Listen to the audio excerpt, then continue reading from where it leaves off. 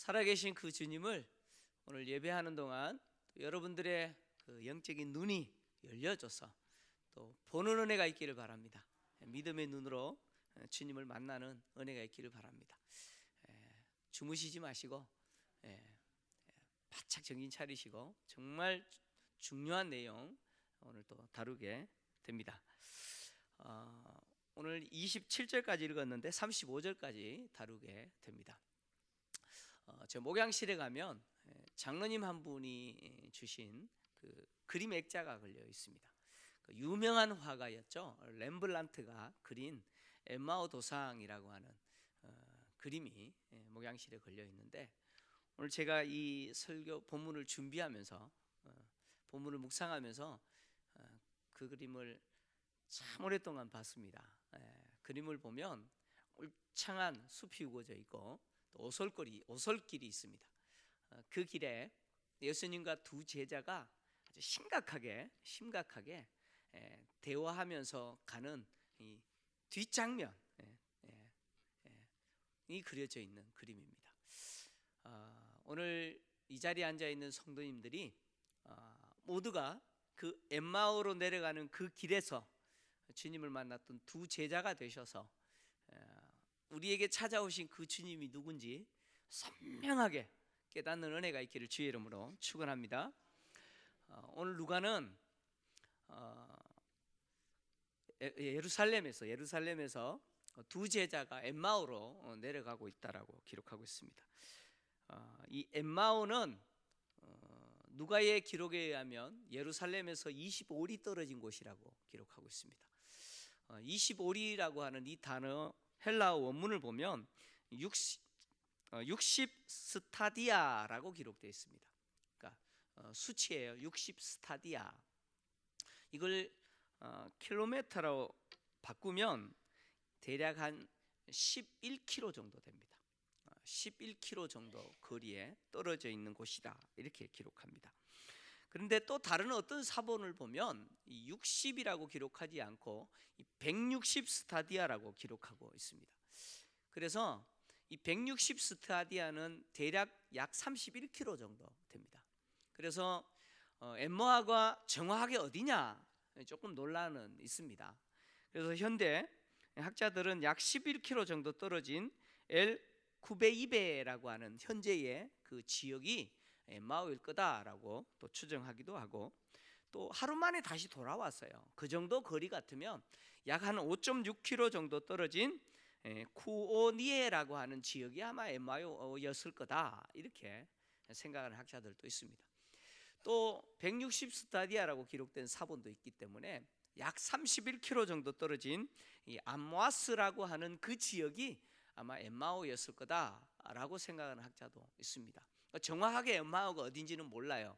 근데 중요한 게 뭐냐면 누가가 예수님 당시 실제 있었던 한 도시인 엠마오라고 하는 이 도시의 실명을 언급했다는 거예요. 왜 이 실제 있었던 그 도시를 언급했느냐? 그것은 예수님의 이 부활 사건은 꾸며진 이야기가 아니라 실제 있었던 사건이라는 거예요.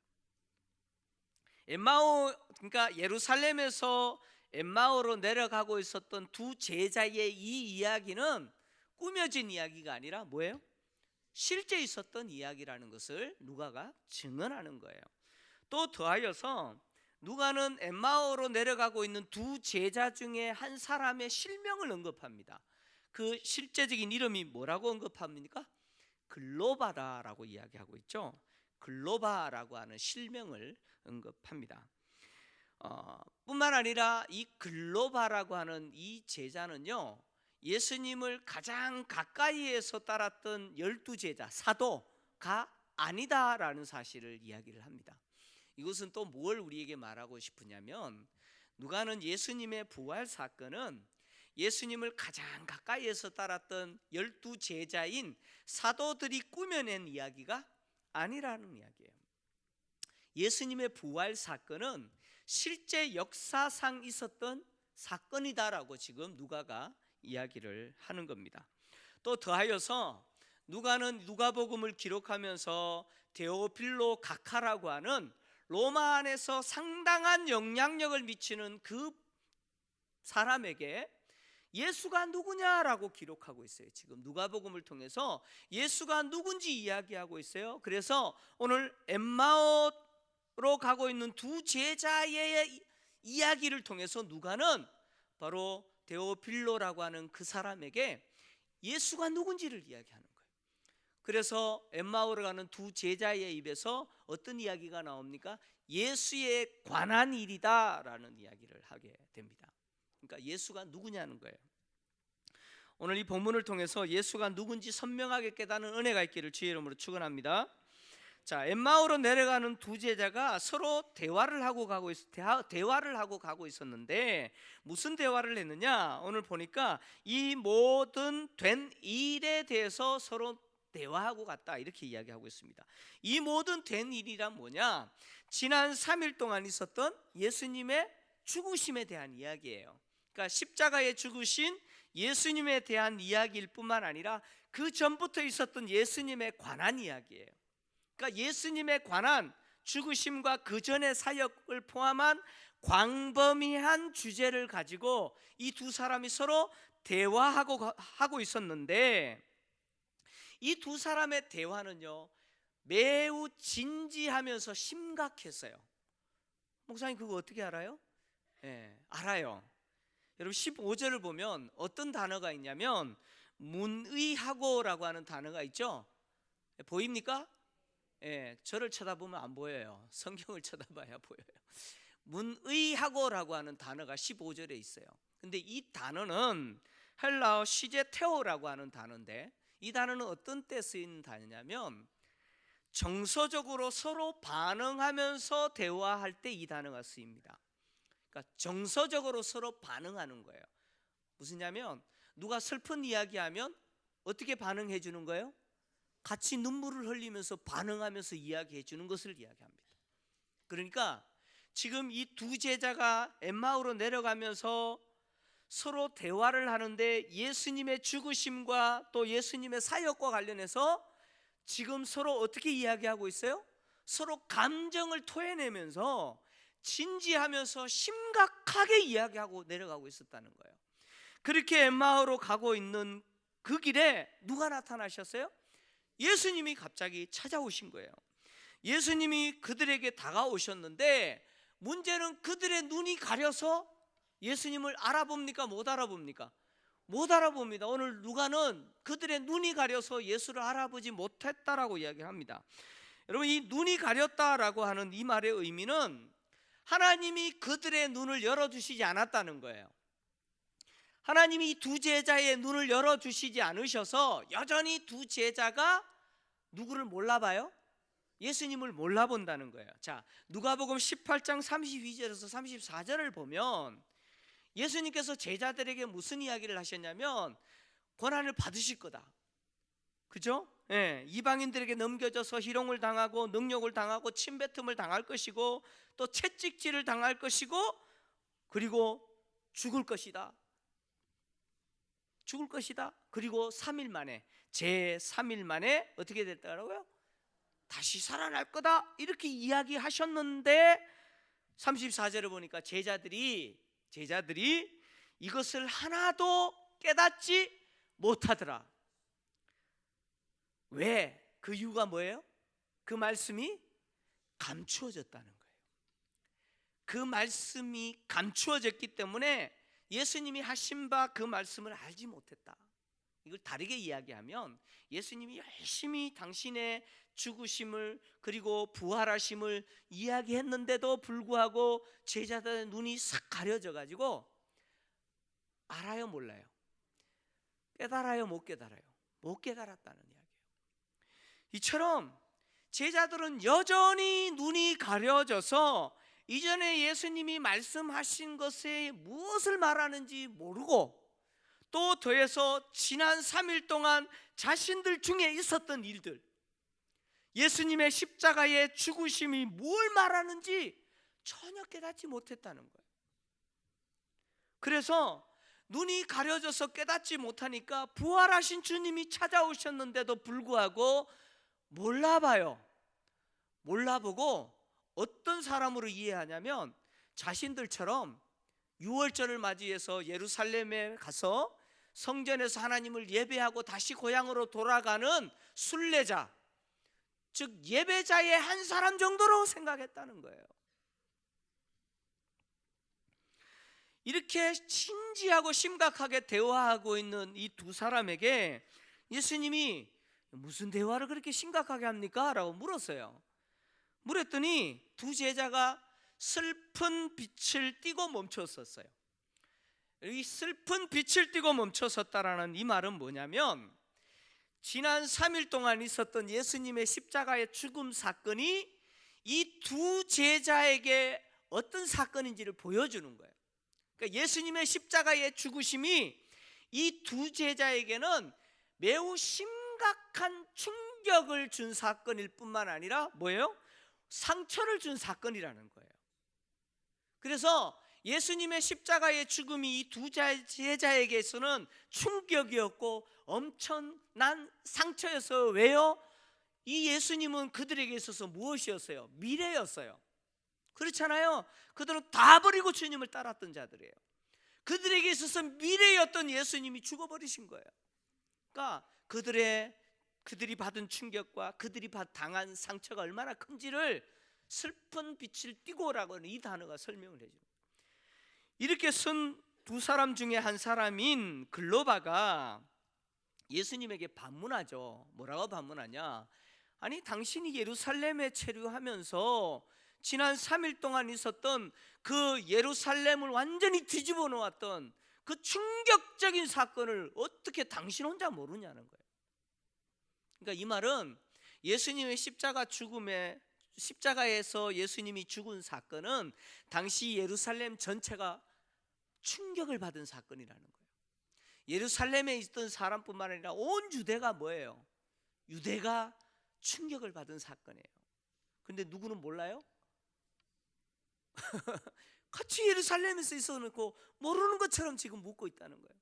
어떻게 모르냐는 거예요. 그러니까 예수님 십자가에 죽은 것도 충격인데 그걸 모르고 있는 이 사람 보니까 더 충격이죠. 이해되세요? 더 충격이에요. 더 충격.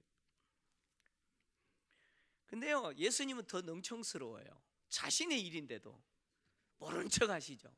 그게 뭐냐고 또 물어요. 그게 뭡니까? 그랬더니 이 글로바가요 지난 3일 동안 있었던 예수님에 관한 이야기를 합니다. 이야기를 하는데 먼저 무슨 이야기를 하냐면 그들이 바라본 예수가 누군지를 이야기합니다. 그들뿐만이 아니라 제자들뿐만 아니라 당시 예수를 따랐던 백성들이 있죠. 유대인들이 생각하는 예수가 누군지를 이야기하는데 이렇게 이야기하죠. 그는 예수가 하나님과 사람 앞에서 말에나 일에나 능한 선지자다라고 이렇게 이야기를 합니다. 예수가 누구냐? 자신들은 그렇게 생각했다는 거예요. 하나님과 사람 앞에서 말에나 일에나 능한 선지자다 이렇게 이야기했다는 거예요. 이 말은 신명기에서 기록된 모세와 같은 선지자였다 그런 이야기예요. 자, 신명기 18장 15절을 보면 모세가 이스라엘 백성들 앞에서 이런 이야기를 합니다. 여호와께서 너희 가운데 내 형제 중에서 너희를 위해서 너를 위하여 나 같은 선지자 하나를 일으키실 건데 그때 너희들이 그의 말에 순종해라 이렇게 말했다는 거예요. 그래서 유대인들은요 모세와 같은 선지자가 하나님이 반드시 보낼 것이다, 모세와 같은 선지자를 보낼 것이다 라고 생각했다는 거예요. 글로바와 제자들뿐만 아니라 백성들도 그렇게 생각했다는 거예요. 글로바가 예수는 말에나 일에나 하나님 앞에서 사람들 앞에서 능한 사람이다 라고 이렇게 표현한 것은 바로 그가 모세와 같은 선지자로 예수를 생각했다는 거예요. 자, 말에나 일에나 능하다라고 하는 이 표현은요 누가복음뿐만 아니라 어디에 또 한 번 등장하는 표현이냐면 사도행전에 등장하는 표현입니다. 누가가 사도행전에 또 한 번 이 표현을 사용했어요. 근데 사도행전에서 이 표현은 모세에 대해서 사용됐어요. 사도행전 7장 22절 한번 같이 읽을까요? 같이 읽습니다. 시작. 모세가 애굽 사람의 모든 지혜를 배워 그의 말과 하는 일들이 능하더라. 무슨 이야기냐? 글로바를 비롯하여서 예수님의 제자들과 그리고 당시 예수를 따랐던 백성들은 예수가 누구라고 생각했어요? 말에나 일에나 능했던 바로 그 모세와 같은 선지자라고 생각했어요. 하나님이 일으키시는 바로 그 모세와 같은 선지자로서 모세가 애굽에서 종살이하던 이스라엘 백성들을 구원했던 것처럼 모세와 같이 하나님이 일으킨 선지자 된 예수가 로마로부터 종살이하는 이스라엘을 구원하셔서 독립시켜서 다윗 왕국과 같은 왕국을 새롭게 세울 새로운 지도자, 그래서 이스라엘을 속량할 지도자라고 생각했다는 거예요. 그런데 정작 자신들과 백성들은 그렇게 생각하고 그렇게 기대하고 있었는데 정작 그들의 지도자 된 대제사장들과 관리들은 이 예수를 어떻게 해버렸어요? 사형 판결을 내려가지고 십자가에 죽여버렸다는 거예요. 자신들은 모세와 같은 선지자로 생각해서 이스라엘을 속량할 줄로 생각했는데 정작 그들의 지도자들은 이 예수를 받아들였어요? 안 받아들였어요? 안 받아들였다는 거예요. 우리 종교 지도자들은 이 예수를 받아들이지 않고 사형 판결에 내어주어서 십자가에 못 박아 죽여버렸다는 거예요. 그래서 모세와 같은 선지자가 해야 될 그 역할, 이스라엘을 속량할 거라고 기대했던 그 기대는 어떻게 돼버렸어요? 어떻게 돼버렸어요? 그냥 문거풀이 돼버렸다는 거예요. 무슨 말인지 이해되시죠? 지금 이렇게 이야기하고 있는 거예요.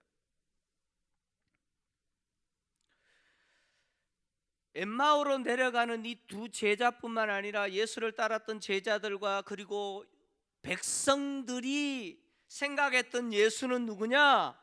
모세와 같은 선지자로서 이스라엘을 로마로부터 독립시키는, 그래서 이스라엘을 속량할 선지자라고 생각했다는 거예요. 근데 정작 누가는 뭐라고 이야기합니까? 누가는 예수님의 십자가 사건은 하나님이 이스라엘을 속량한 사건이에요. 이스라엘을 속량한 사건임에도 불구하고 정작 제자들이나 백성들은 알아요, 몰라요? 여전히 눈이 가려져서 모른다는 거예요. 그들은 눈이 가려져서 예수를 오직 누구로만 봅니까? 여전히 정치적인 시각으로만 예수를 본다는 거예요. 그래서 정치적인 시각으로 모세와 같은 선지자로서 이스라엘을 로마로부터 독립시켜줄 새로운 지도자, 바로 이 사람이 예수다, 이렇게 생각했다는 거예요. 근데 누가는 그게 아니라는 이야기예요. 뿐만 아니라 글로바는요, 예수님이 십자가에 죽으신 지 이미 3일이 됐다고 이야기합니다. 이 일이 있은 지 며칠이 지났다고요? 3일이 지났다라고 이야기합니다. 이것은 뭘 이야기하냐면 이 글로바가 이미 예수님이 말씀하신 대로 내가 죽었다가 3일 만에 다시 살아날 거다라고 하는 말을 알고 있다는 이야기예요. 3일이 됐다는 거예요. 오늘이 그날이라는 거예요. 뿐만 아니라 이 글로바가 무슨 이야기를 하냐면 22절에서 24절을 보시면 그날 아침에 있었던 이야기합니다. 그날 아침에 어떤 일이 있었어요? 새벽 일찍 여자들이 예수님의 시체에 바를 향품을 가지고 무덤에 갔다가 어떤 일을 봤어요? 무덤이 열려 있어요. 그리고 시체가 없어요. 세마포밖에 없어요. 그리고 두 천사가 나타나서 예수님이 부활하셨다라고 하는 증언을 들었다라고 하는 이야기도 들었어요. 우리 중에 어떤 여자들이 우리를 놀라게 해서 새벽에 무덤에 갔다가 빈 무덤 보고 또 천사가 나타나서 예수님 부활했다는 이야기 들었다라고 하는 이야기도 들었다는 거예요, 자기들이. 뿐만 아니라 그것만 들었느냐, 우리 중에 있던 두어 제자, 정확하게 이야기하면 베드로와 요한이에요. 두어 제자가 어디 갔어요? 여자의 말을 듣고 진짜 그런가 하여서 무덤에 갔더니 실제로 어땠어요? 무덤은 비어 있었고 뭐만 있었어요? 지난주에 봤잖아요. 예수님의 그 시체를 샀던 세마포만 있었다라고 하는 거, 그거 확인했다. 그것도 한다는 거예요. 그것도 들었다는 거예요. 그런데 믿어야 안 믿어요? 그런데 이 두 제자가 예수님의 부활을 믿어야 안 믿어요? 안 믿는다는 거예요. 안 믿는다는 거예요. 여러분, 예수님의 부활을 믿는 것은요, 예수님의 무덤이 비었다는 거 그거 본다고 믿는 거 아니에요. 뿐만 아니라 예수님의 부활을 목격했다라고 하는 증인들이 내가 목격했다라고 증언한다고 해서 믿는 거 아니라는 거예요. 여러분, 그런 친구들이 있죠. 예수님 살아계신다? 그러면은 네 봤냐? 그러잖아, 그죠? 여러분, 전도할 때 그런 경우 없어요? 우리 친구들한테 전도하면요, 예수님 살아계시다 그러면 네가 봤냐는 거예요. 인간은 그래요. 인간은 빈 무덤 봐도 안 믿어요. 예수님 부활하시는 거 내가 직접 목격했다라고 증언해도 안 믿어요. 안 믿어요. 그것이 인간의 완악함이에요. 인간의 완악함. 예수님의 부활을 직접 목격하지 않고는 나는 못 믿는다, 도마가 이야기했던 것처럼 그런 태도를 가진 것이 뭐예요? 사실 저와 여러분 아니에요. 우리 인간이에요. 이게 자신의 부활에 대해서 불신하는 이 두 제자를 향해서 얼마나 정확한 증거들이 이미 다 가지고 있잖아요, 그죠? 그럼에도 불구하고 불신하고 있는 이 두 제자를 향해서 예수님이 책망하십니다. 책망하세요. 25절에서 26절을 보면 이렇게 기록하고 있어요. 같이 읽습니다. 시작. 이르시되 미련하고 선지자들이 말한 모든 것을 마음에 더디 믿는 자들이여, 그리스도가 이런 고난을 받고 자기 영광에 들어가야 할 것이 아니냐 하시고, 자, 예수님이 지적하신 이 두 제자의 잘못은 뭐냐면, 첫째는 어리석음이에요. 첫째는 어리석음이고, 두 번째는 뭐예요? 마음이 무디다는 거예요. 어리석음이란 무엇이냐? 구약 성경이 기록하고 있는 메시아에 관한 내용이 예수님을 통해서 성취되었음에도 불구하고 모른다라고 하는 무지예요. 이 무지에 대해서 예수님이 책망하신 거예요. 그리고 마음이 무디다라고 하는 것은 뭘 말하느냐? 이게 예수님의 부활을 들어서요. 그렇죠? 예, 여인들의 이야기도 들었고, 여자들이 와서 하는 말을 직접 들었고, 또 심지어 제자 두 사람이 가서 진짜 그렇더라라고 하는 이야기도 다 들었어요. 그렇게 들었음에도 불구하고 믿어야 안 믿어요? 안 믿는 이 굳은 마음, 이것을 예수님이 지적하신 거예요. 예수님은 이 두 제자의 잘못인 어리석음과 마음의 무딘 마음에 대해서 이제 고쳐주시기 시작합니다. 예수님 뭐라고 말씀하시느냐? 그리스도가 이런 고난을 받고 자기 영광에 들어가야 할 것이 아니냐, 이렇게 말씀하셨어요. 이 말씀은 구약에서 모세와 선지자들 그리고 시편에 기록된 당신에 대한, 메시아에 대한 모든 예언은 무슨 이야기냐? 메시아가 오실 건데 그분은 고난을 당하실 거라는 거예요. 그리고 그분은 죽게 될 것이고, 그리고 3일 만에 살아날 거다. 그리고 당신의 영광을 얻게 될 거다. 이것이 기록되어 있다라는 거예요. 구약의 내용은 그거라는 거예요.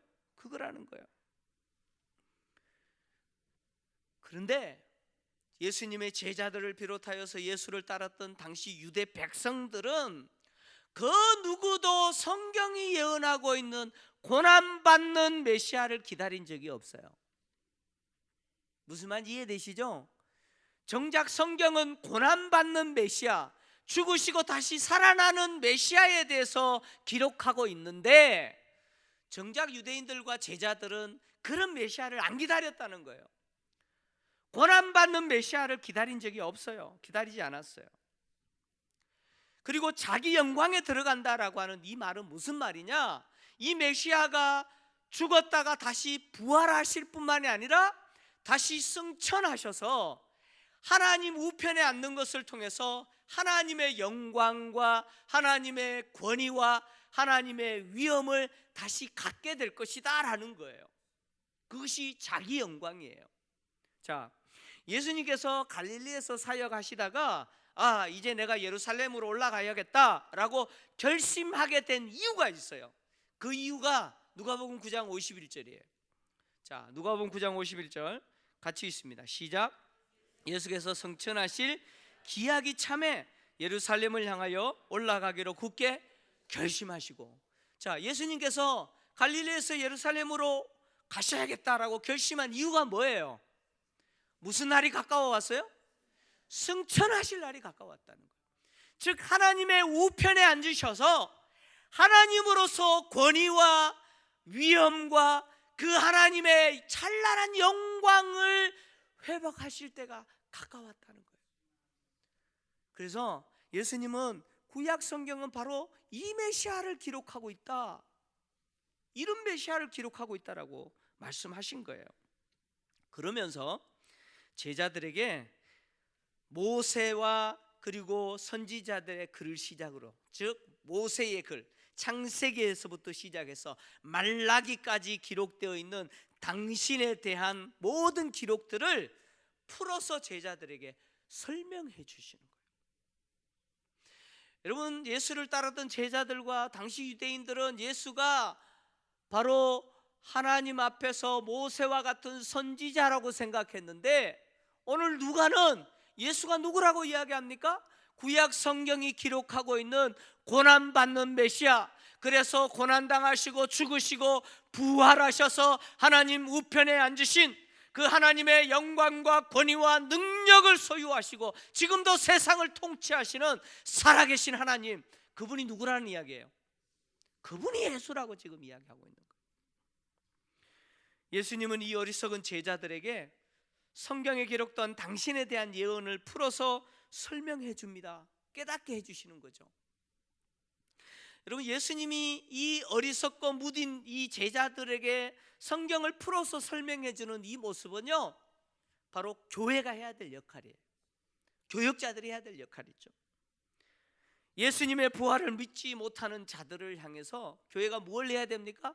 하나님의 말씀을 바로 풀어서 예수가 누구라고? 예수가 바로 성경이 이야기하는 바로 우리의 구원자, 하나님이 보내신 그리스도 메시아, 바로 이분이 예수라고 밝히 가르쳐야 돼요. 가르쳐야 돼요. 여러분, 배우셔야 돼요. 배우셔야 돼요.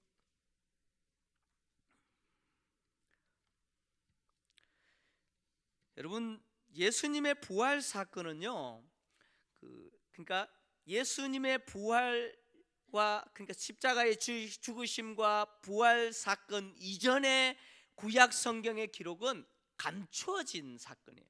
감추어진 말씀이에요. 무슨 이야기냐면, 예수님의 십자가의 죽으심과 부활 사건이 있기 전에 구약 성경을 읽는 사람은 그 의미가 뭔지 못 깨달아요. 왜냐하면 이 구약 성경의 의미는 무엇을 이야기하는 거예요? 이 십자가 사건을 이야기하는 것이기 때문에 그래요. 그래서 십자가 사건이 있기 전에는 구약 성경이 감추어져 있어요. 성경을 열심히 읽는데 그 참 의미를 못 깨달아요. 그 의미가 감추어져 있어요. 그러나 이제 예수님의 십자가 사건으로 죽으시고 부활하시고 승천하신 것을 통해서 이 구약의 참 의미가 드러났다는 거예요.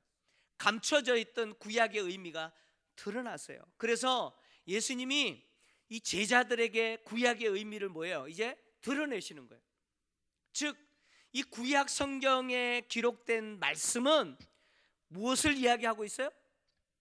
예수님의 십자가 사건을 이야기하고 있다. 그래서 여러분, 구약을 읽을 때 예수님의 십자가를 통해서 구약을 보지 않으면 구약을 몰라요. 또 다르게 이야기하면 구약 성경을 읽을 때 구약 성경에서 무엇을 보아야 됩니까? 예수님의 십자가 사건을 보셔야 돼요. 그래야 구약을 바로 보는 겁니다. 구약은 왜냐? 바로 이 십자가 사건을 이야기하고 있기 때문에 그래요. 그래서 예수님이 구약 성경을 풀어서 제자들, 두 제자에게 당신의 사건을 이야기해 주는 거예요. 바로 이 모세의 이 글은 바로 이 그리스도의 이 죽음을 이야기하고, 시편의 이 글은 바로 다시 살아남을 이야기하고, 쭉 선지자의 글을 예수님의 십자가 사건을 설명하는 그 내용이라는 것을 풀어서 알게 해줬다는 거예요. 여러분, 십자가 사건을 모르면 구약을 모르는 거예요. 구약을 통해서 우리는 예수님을 봐야 돼요. 예수님이 두 제자에게 성경을 풀어서 가르쳐 주자 어떤 일이 발생합니까? 두 제자의 눈이 열리기 시작합니다. 그들이 하나님의 말씀이 깨닫게 되어지자 그들의 마음에 어떤 변화가 일어나느냐? 마음이 뜨거웠어요. 마음이 뜨거웠다는 것은 뭘 말하냐면 감동을 받았다는 거예요. 할렐루야. 여러분, 제가 매주 기도하는 기도가 뭐냐면 이 예배 시간에 오셔서 성도들이 이 진리의 말씀이 깨달아지는 은혜 달라고 기도합니다. 여러분, 말씀 깨달아져야 돼요. 말씀이 깨달아지면 우리의 마음에 어떤 일이 일어나느냐? 뜨거움이 일어나요. 마음이 뜨거워요. 막 감동이 돼요. 감동이 되십니까? 이 감동이 되셔야 돼요. 제자들이 막 감동이 됐어요. 마음이 뜨거웠어요. 뿐만 아니라 이렇게 자신들에게 성경을 풀어서 설명해 주신 이 여행자가 부활하신 예수님이라는 사실을 보게 됩니다. 30절을 보면 예수님께서 같이 식사하세요. 식사하면서 어떻게 하십니까? 떡을 떼어 축사하시고 나눠주십니다. 이 모습은 바로 지난 시간 동안 그들과 함께 하셨던 예수님이 늘 식사하실 때마다 보여주시는 모습이에요. 떡을 가지고 축사하시고 떼어 제자들에게 주시는 이 예수님을 모습을 보는 순간 31절 보니까 누가는 뭐라고 이야기합니까? 그들의 눈이 열렸다라고 이야기합니다. 눈이 열려서 비로소 자신들에게 성경을 풀어서 설명해 주신 이분이 바로 부활하신 예수님이라는 사실을 그들이 알게 됐다는 거예요.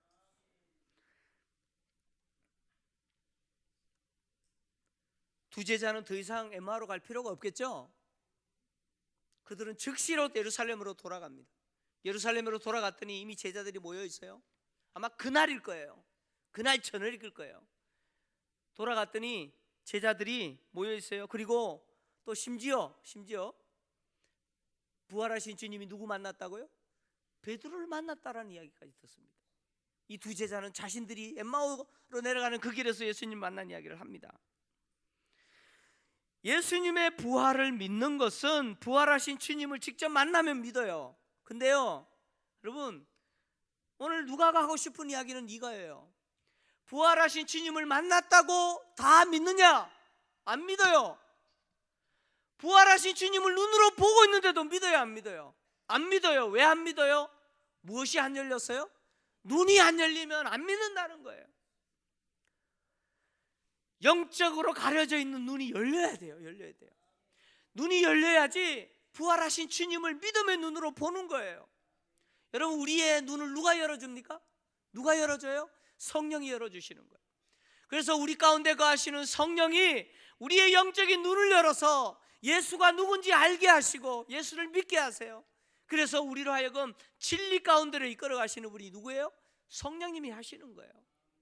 여러분, 매 주일마다 이렇게 예배 나오셔서 졸고 가지 마시고 성령께서 여러분들의 마음의 문을 열어주셨고 영적인 눈을 열어주셔서 진리의 말씀을 듣고 깨닫는 은혜가 있기를 바랍니다. 그래서 예배 때마다 누구 보셔야 돼요? 저 쳐다보지 마시고 누구 보셔야 돼요? 예수 만나는 은혜가 있기 바랍니다. 그 살아계시고 나를 만나주시고 나를 구원하신 바로 구원자 예수 그리스도, 그분을 만나는 은혜가 예배 때마다 여러분 가운데 있기를 바라고, 여러분들의 삶의 현장에서 그 부활하신 주님을 내가 만났다라고 돌아가서 증언했던 이 제자들처럼 증언하는 삶을 사는 저와 여러분 되기를 주의 이름으로 축원합니다. 하나님 아버지, 주님은 부활하셨습니다.